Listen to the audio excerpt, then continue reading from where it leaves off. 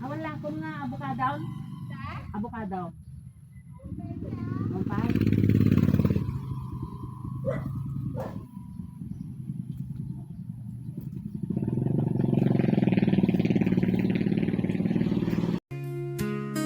Sa bawat araw na dumaan, tanging tingin lang ang alam.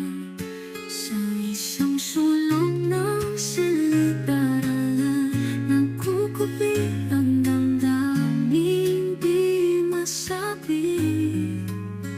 Ang iyong ngiti, parang araw na nagbibigay init sa malamig kong umaga.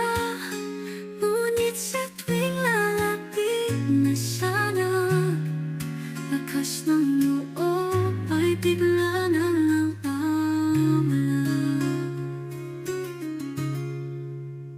Kaya't sa himig ng aking puso, isisigaw ko na lang sa hangin ang pangalan mo, isinulat sa dagat.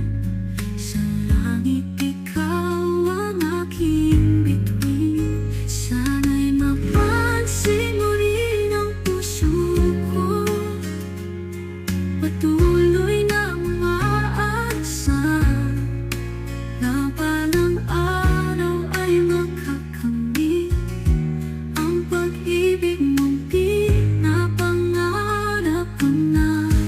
Ang pangarap na ikaw at ako sa wakas ay magiging totoo.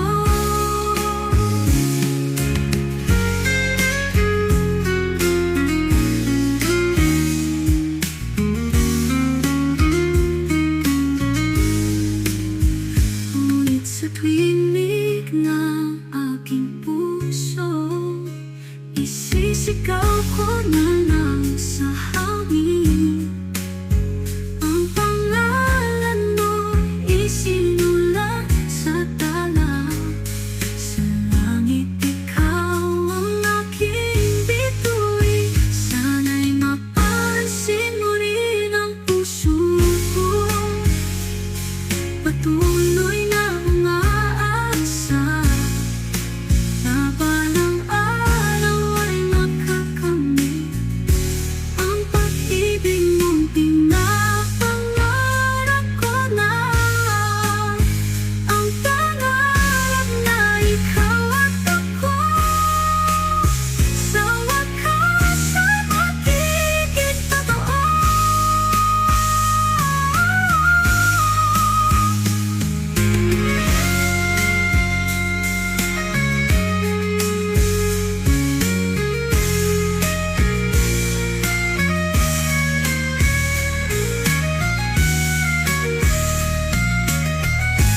Ang pangarap na ikaw at ako sa wakas ay magiging totoo.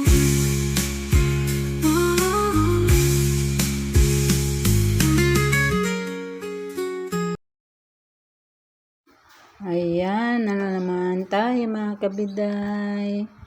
Magbo-voice na naman tayo dahil hindi tayo makapagkwentuhan dahil nagdadamo si Manang Biday nyo. Busy. At nagmamadali kasi gutom na hindi pa nakapag-breakfast yan si Manang Biday nyo. Kaya sinamantala niya yung pagkamod niya mga kabiday. Pasensya na mga kabiday, voice lang tayo dyan.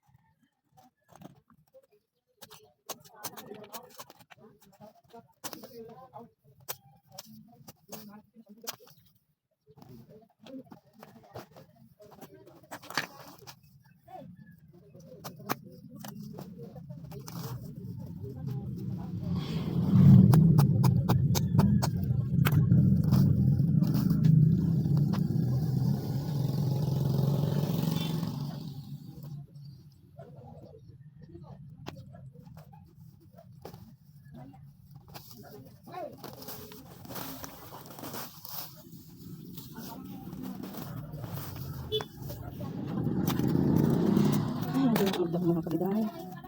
Sakit sa kamay.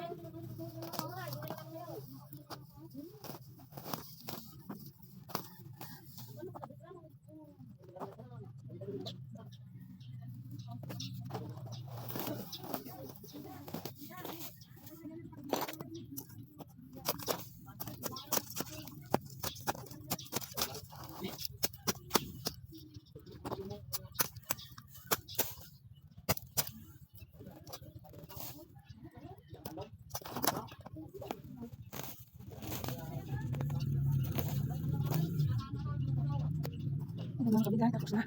Ay, kape.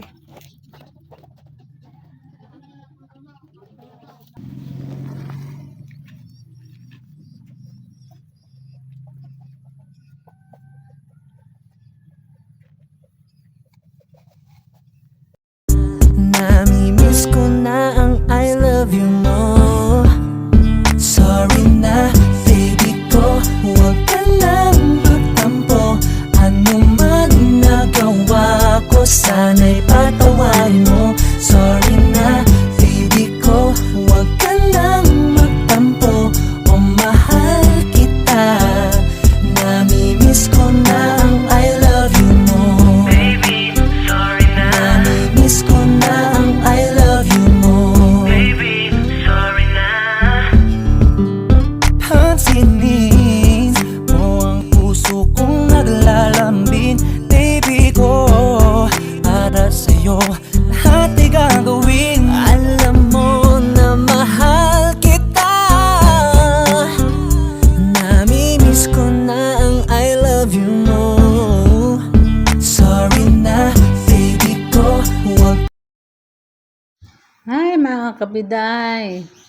Hindi pa tayo tapos. Pero okay lang. Yung ano lang yung nadadaanan or sa gilid lang ng bahay na nilinisan ni kabiday nyo. At yan, malapit na tayong matapos. Hanggang dyan na lang para matapos na mga kabiday. Pero yung mga iba, dyan sa harap, pero hindi yung dyan sa tagiliran natin is hindi na hindi masyadong natanggalan ng damo kasi ang hihirap nga mahirap bunutin yung mga pangalan ba yun, yung mga damo gumagapang-gapang na ang hirap yung mga manliit. Pero pag may time na mag-spray pa, sprayhan ko na lang mga kabiday. Pero yun nga, umuulan, pero ang hirap na pag umuulan. Mas maganda na yung ganitong na may araw para at least na sprayhan na tapos na ulanan, mas maganda kasi yung gamot is mapailalim. Yun ang sabi nila. Pero wala man lang walang time na mag-spray mga kabiday. Pero yung mga kapatid ko, mga lalaki, laging nasa bukid. At yung anak kong lalaki, ngayon wala siya kasi nagtatrabaho siya. Hapon na siya dumarating. Kaya ako lang mag-isa na naglilinis dyan mga kabiday. Nakamod si kabiday nyo. Kaya yan. Pero sa harap mga kabiday, unti-unti nating nililinisan dyan. Kasi sobra pag nakita ko, Diyos ko, ang gulong-gulo yung ulo ko. Yung isip ko mga kabiday. Ang dami yung parang pag hindi ka nagdamo na dire-diretso, wala, magtutubo na naman mga yan mga kabiday. Kaya buti na lang sa harapan is yung mabuhangin siya kasi may buhangin nun, tapos maliliit, tapos yung mga barsa nga, pero yung mga iba mga kabiday ang hirap bunutin. Nung minsan nga nung nagbunot ako dyan, siya yung kamay ko, yung parang may tubig na, yung nagtutubig na yung kamay ko nung kasi kabubunot ko ng damo mga kabiday. Kaya yan. Tapos diyan sa labas ng harapan ng bahay sa kalsada na madumi pa rin, parang yun nga, parang naguguluhan ako kung paano ko lilinisan yan mga kabiday. Kailangan sprayhan nga Pero buti na nga lang may nag-i-spring yung barangay, yun nga sinasabi ko mga kabiday. Hindi masyadong na-sprayhan, parang yung hindi pantay yung pagka-spray, kaya may namamatay, may nabubuhay, ganon. Kaya mas magandang sarili na lang na mag-spray. Kaya lang yun nga, kung kaya ko nga lang buhatin yung spray mga kabiday, ako na lang maggawa, kasi para mapantay yung pagka-spray niya. Kasi pag iba yung nag-i-spray mga kabiday, parang hindi nila ni-sprayhan maigi. Kung ako, Diyos ko, lahat walang malalampasan kung para sa akin lang mga kabiday. Kaya yan, wala tayong mga makakasamang magdamo, kasi busy naman mga kapatid. Siyempre alangan na kung may lang ako, may sapat na halaga mga kabiday, na lang ako, magbabayad na lang ako ng mag-spray at magdadamo mga kabiday. Kaya lang wala pa tayong wala pa tayong budget mga kabiday. Kaya minsan nagtatampo na ako dyan sa anak kong babae, kasi hindi man lang hindi, wala silang busy sila sa trabaho. Kaya yan mga kabiday, silang dalawa busy. Kaya minsan yun nga, nagtatampo ako kasi hindi nila pinapahalagahan tong bahay nila. Hindi pa tapos ang bahay, kaya kaya parang naguguluhan yung yung isip ko mga kabiday, kasi gusto ko nga matapos na, para kahit na at least makumpleto naman lang yung paglilinis ko. Kaya yan, maghintay na lang. Hayaan ko na nga lang, ganyan. Sakit pa yung may stress ako mga kabiday pag nakikita ko yung mga damo. Talagang na-stress ako. Yun nga, sa likod namin, nakita nyo naman, ako lang dyan, ng mga punong-puno dyan. Kaya hindi ko alam mga kabiday kung paano ko papatayin yung mga damo na yan. Diyos ko, pasensya na mga kabiday. Yan, good morning mga kabiday. Ito yung nalinisan ko sa gilid. At saka yung mga halaman lang yung nilinisan ko mga kabiday. Hindi na tayo pupunta doon, kasi may tao doon. Dito, hindi ko nalinisan kasi mga kabiday, mahirap, may langgam. Kaya yan mga kabiday, ito lang nalinisan ko mga kabiday. Yan, papakita ko. Yan, kahit pa paano nakapaglinis tayo mga kabiday. At ito, hindi pa. Marami pang nilinisan mga kabiday. At yan, next time mga kabiday, yan. May mga bunga na yung mga pipino natin mga kabiday.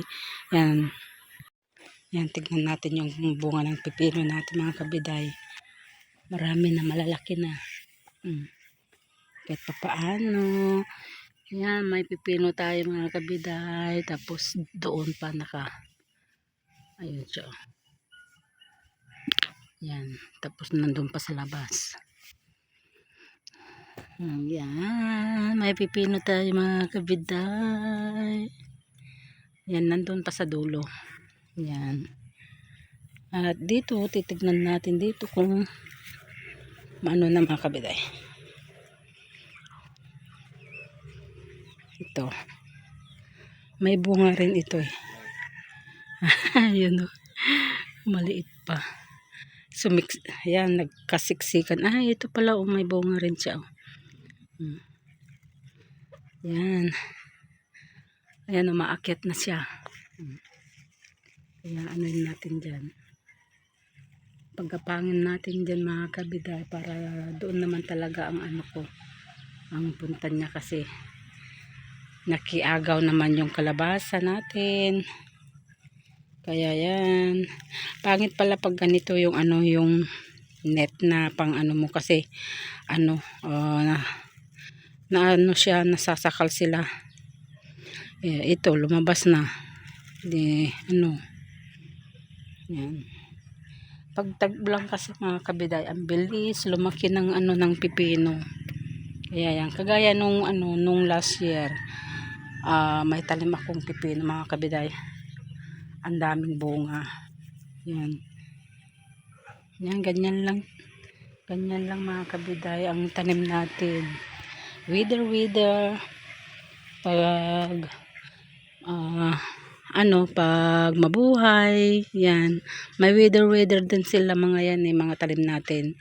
Pag hindi sila maganda yung kakalabasan, kung ayaw nila yung lupa, or ayaw nila yung parang rin. Yan.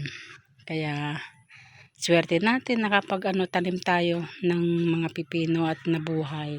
Kasi ang pipino mga kabiday, bihira lang tumutubo na maselan ang mga pipino mga kabiday. Yan mga kabiday. Kaya natin, alagaan natin, kagaya nun. At meron pa doon mga kabiday, mga tanim natin doon sa umaakyat na rin. Pag alam niyo mga kabiday, pag may pipino tayo, hindi tayo gaano makakain. Parang sawa na tayo. Parang gusto lang natin na nakikita, ganun. Pero pag walang pipino mga kabiday, bumibili pa kami. Ayan, bumibili pa tayo. Na sarap tayo. Pero yung sarili nating tanim, parang nakakaumay.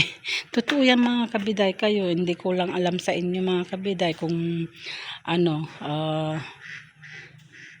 sarap. Pero masarap naman talaga pag may tanim. Masarap talaga pag sarili nating tanim, yung alam natin kung yung natin, yung nilalagay natin. Maganda talaga pag may sarili nating tanim.